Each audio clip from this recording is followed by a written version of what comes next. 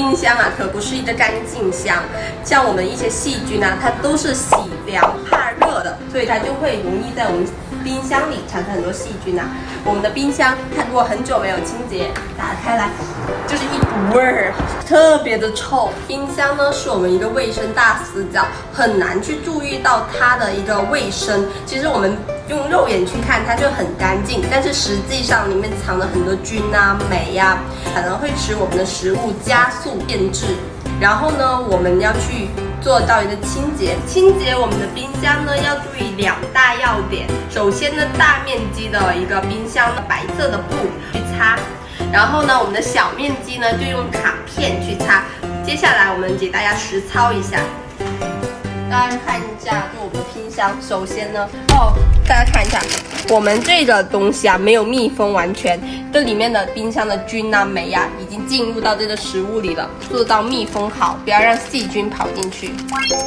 把我们冰箱里面的东西全部拿出来进行一个清洁。用我们这个冰箱清洁剂，它不但能起到一个清洁作用，而且能杀菌。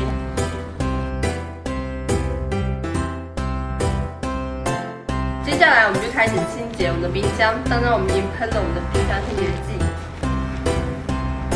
然后我们拿我们这个布大面积的去把它擦干了。边角的黑黑的一个斑点，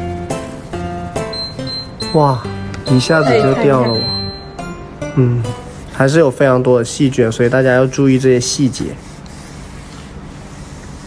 清洁完的效果大家可以看一下。这下面是没有清洁的，是不是起到一个鲜明的对比？这冰箱已经整理好了。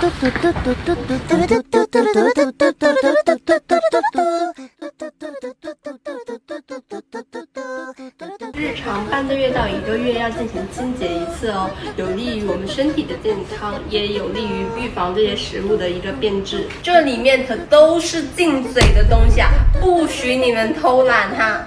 记住了没有？